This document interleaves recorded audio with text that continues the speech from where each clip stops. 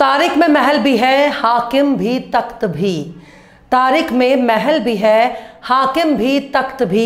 गुमनाम जो हुए हैं वो लश्कर तलाश कर। सलाम, नमस्ते, सत श्री अकाल।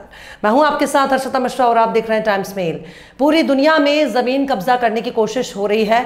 किसी भी इलाके पर कब्जा करने के लिए ज़रूरी नहीं है कि उस इलाके के नाम पर अपने देश का ठप्पा लगा दिया जाए, बल्कि किसी भी देश को अपने चंगुल में फंसाने के लिए उस देश में बगावत कराई जाती है, आतंकवाद पैदा किया जाता है, लोगों को नस्ल, मजहब, जबान और गोरी सफ़ेद चमड़ी के रंग को हथियार बनाकर आपस में लड़ाया जाता है। इसके लिए बाकायदा पैसे और हथियार बांटे जाते हैं। किसी भी खुशहाल इलाके में बगावत कराना पश्चिमी देशों का एजेंडा बन चुका है। ये खुद ही कत्ल चलाने का लाइसेंस बांटते हैं, फिर उसे आतंकवादी घोषित करते हैं, फिर उस आतंकवाद को खत्म करने के नाम पर अपनी सेना उतारते हैं, फिर हजारों लाखों लोगों को मौत के घाट उतार दिया जाता है। मरने वाले लोगों में छोटे छोटे बच्चे होते हैं, स्कूली छात्र होते हैं, टीचर, प्रोफेसर और स्पोर्ट्समैन होते हैं, नौकरी पेशा लोग होते हैं जिनका इस जंग और आतंकवाद से कोई लेना देना नहीं होता। पर आतंकवाद खत्म करने के नाम पर, शांति कायम करने के नाम पर सिर्फ और सिर्फ आम लोगों का कत्ल कर दिया जाता है। ये सब कुछ वो लोग कर रहे हैं जो खुद को इंसानी हुकूक का अलम बरदार कहते हैं, जो खुद को मानवाधिकार का रक्षक कहते हैं, जो खुद को शांति दूत कहते हैं। दुनिया भर में हर जगह सियासी दखल रखते हैं। वियतनाम से लेकर अफगानिस्तान तक, सीरिया से लेकर यमन तक, यमन से लेकर लीबिया और गजा तक आपको यही पैटर्न हर जगह देखने को मिलेगा। इसके पीछे की सबसे बड़ी वजह यही है कि इन देशों की जमीन में तेल मौजूद है, गैस और मिनरल मौजूद है। इन देशों में भले ही रेत नजर आता हो, इन देशों में भले ही पत्थर और पहाड़ नजर आता हो, पर इनकी धरती में सोना और हीरा मौजूद है, बेशकीमती खनिज मौजूद है, मिनरल्स मौजूद है जिनकी कीमत हीरे और जवाहरात से भी ज्यादा है। कई ऐसे मेटल मौजूद हैं, कई ऐसे धातु मौजूद हैं जिनका इस्तेमाल हथियार बनाने में होता है, जिनका इस्तेमाल मिसाइल बनाने में होता है, परमाणु बनाने में होता है। आखिर कैसे तेल और गैस के पीछे पश्चिमी देशों ने मचा रखा है कत्लेआम?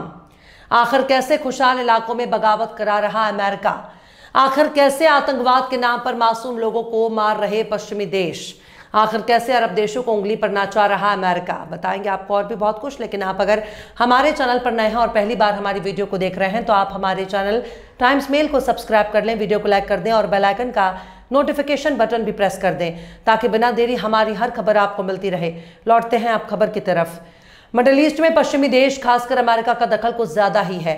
बहुत से लोग इसके लिए मजहब और सियासत को वजह मानते हैं, पर सियासी और मजहबी वजूहात के अलावा भी एक और वजह है जिनके लिए अमेरिका और पश्चिमी देशों को अरब में सियासी दखल की जरूरत होती है, जिसकी वजह से कई सालों से मिडिल ईस्ट चैन की सांस नहीं ले सका। इसके लिए सबसे बड़ी वजह है तेल और गैस। इसके साथ इनकी ज़मीन में मौजूद ऐसे ऐसे मेटल मौजूद हैं जिनको हासिल करके ही बड़े बड़े हथियार बनाए जाते हैं।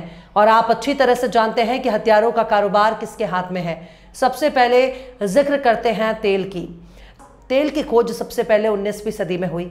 1859 में अमेरिका के पेंसिल्वेनिया में पहला तेल का कुआं खोदा गया जिसने ऑयल इंडस्ट्री की शुरुआत हुई। तेल की वजह से दुनिया भर में कारोबार में मशीनों का इस्तेमाल होने लगा। ये मशीनें और ट्रांसपोर्ट के लिए बहुत ज़रूर हो गया, क्योंकि कार, जहाज़, हवाई जहाज़ और बिजली पैदा करने के लिए तेल एक ज़रूरत बन गया। 20वीं सदी तक तेल दुनिया भर की इकोनॉमी का जरिया बन गया। लेकिन दुनिया उस वक्त हैरान हो गई जब अरब देशों में तेल की खोज होने लगी। पश्चिमी देश भूखे भेड़िए की तरह मिडिल ईस्ट, खासकर अरब देशों पर टूट पड़े। मिडिल ईस्ट में तेल की खोज 20वीं सदी की शुरुआत से हुई। साल 1908 तक का वक्त मिडिल ईस्ट के लिए एक तारीख बन गया।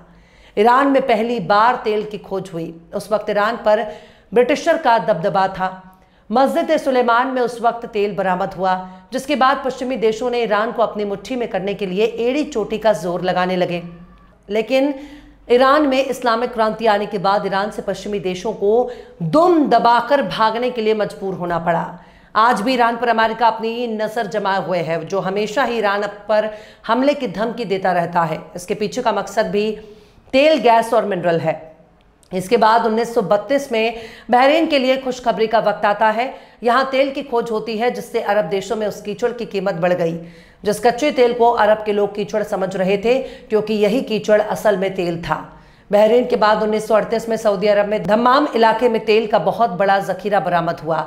यह खोज एक अमेरिकी कंपनी ने की थी, जिसके बाद सऊदी अरब अमेरिका का लगते जुगर बन गया। पर बात सिर्फ सऊदी अरब और बहरीन तक महदूद नहीं हुआ। 1940-50 के दशक में कुवैत, इराक, कतर और यूनाइटेड अरब अमीरात यानी यूएई में बड़े तेल का जखीरा बरामद हुआ। कतर, सऊदी अरब और इराक में तेल के साथ साथ कुदरती हवा यानी नेचुरल गैस बहुत बड़े जखायर मिले। कतर का नॉर्थ फील्ड दुनिया का सबसे बड़ा गैस इलाका है। तेल की खोज ने अरब देशों की रईसी में 4 चांद लगा दिए। तेल ने अमीर बना दिया, बल्कि यूं कहा जाए कि दौलत इनके घर की लौडी बन गई, दौलत इनके घर की रखैल बन गई। ये खुद अमेरिका के पिछलग्गू बन गए। सऊदी अरब, इराक और कुवैत आज भी दुनिया के सबसे बड़े ऑयल प्रोडक्शन देशों में शुमार हैं। लेकिन गौर से देखा जाए तो 1950 में तेल के साथ गैस भी मिलने लगा। 1958 में कतर में नॉर्थ फील्ड की खोज हुई, जो दुनिया का सबसे बड़ा गैस का जखीरा है। 1970 के दशक में इसका प्रोडक्शन शुरू हुआ, जिसने कतर को गैस का बादशाह बना दिया। इसके अलावा 1960 में सऊदी अरब में गैस मिली। 1962 अल्जीरिया में गैस की खोज हुई, जिसके बाद अल्जीरिया ही यूरोप का बड़ा गैस सप्लायर बन गया। इसके बाद 1971 में यूएई गैस की खोज हुई, जिसके बाद 1975 में इराक गैस की खजाने से माला माल हो गया। 1980 में मिस्र की बारी आती है, जिसने सन 2000 में गैस का प्रोडक्शन शुरू कर दिया। 1990 में ओमान और यमन में गैस के जखीरे मिले। गैस की खोज ने अरब देशों को तेल के अलावा दूसरा बड़ा मालामाल होने का जरिया थमा दिया। कतर और अल्जीरिया गैस के सबसे बड़े सप्लायर बन चुके हैं।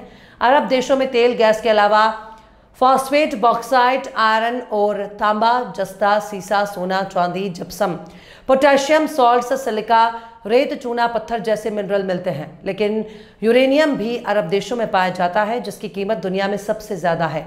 1990-1991 का दौर जंग के लिए जाना जाता है। इस इराक के राष्ट्रपति सद्दाम हुसैन ने 1990 में कुवैत पर कब्जा कर लिया। कुवैत के पास दुनिया के 10% तेल का जखीरा था, जिसे इराक से छुड़ाने के नाम पर अमेरिका की लीडरशिप में 34 देशों के गठबंधन ने ऑपरेशन डेजर्ट स्टॉर्म शुरू किया, जिसमें हवाई और ज़मीनी हमलों से इराक को कुवैत से बाहर निकाला गया। इसके बाद 2003 और 2011 तक इराक जंग चलता रहा। अमेरिका और ब्रिटेन जैसे पश्चिमी देशों ने इराक पर खतरनाक हथियार होने का इल्ज़ाम लगाकर हमला कर दिया, जिसके बाद इराक पर अमेरिका का कब्जा हो गया। इराक के पास दुनिया के 9% ऑयल स्टोरेज थे। इस जंग के लिए तेल ही असली वजह बताई जाती है। इस जंग में लाखों आम लोग मारे गए। इसके बाद साल 2011 में अरब क्रांति के नाम पर लीबिया पर अमेरिका, ब्रिटेन और फ्रांस ने नाटो के साथ हवाई हमले किए, जिससे गद्दाफी की सरकार गिर गई। लीबिया के पास अफ्रीका के सबसे बड़े तेल का जखीरा था। जंग के बाद पश्चिमी देशों के लिए तेल हथियाने का रास्ता खुल गया। यमन से लेकर सीरिया तक अमेरिका और पश्चिमी देशों की बादशाहत नजर आने लगी। जहां जहां तेल और गैस मौजूद था, वहां आतंकवाद के नाम पर कत्लेआम शुरू हो गया, जो आज भी जारी है। साफ तौर पर देखा जाए, अगर अरब देशों में तेल ना होता, गैस ना होता, यूरेनियम ना होता, तो अरब देशों में अमेरिका का दखल ना होता, वहां आतंकवाद ना होता और आतंकवाद को खत्म करने के नाम पर कत्लेआम ना होते। उम्मीद है आपको सब कुछ समझ आ गया होगा।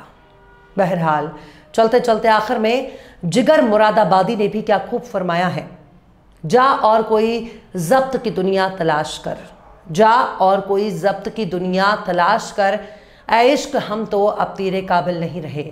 फिलहाल इस खबर में बस इतना ही। इस पूरी खबर को शम्स तबरेज़ ने लिखा है, जिन्हें आप ट्विटर पर भी फॉलो कर सकते हैं। ट्विटर हैंडल है @शम्स तबरेज़ कासी।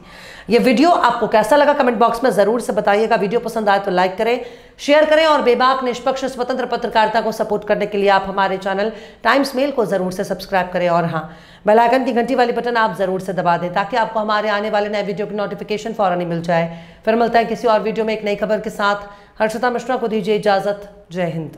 अगर अभी तक आपने हमारे चैनल टाइम्स मेल को सब्सक्राइब नहीं किया है, तो जल्दी से सब्सक्राइब कर दें और बेल आइकन भी प्रेस कर दें।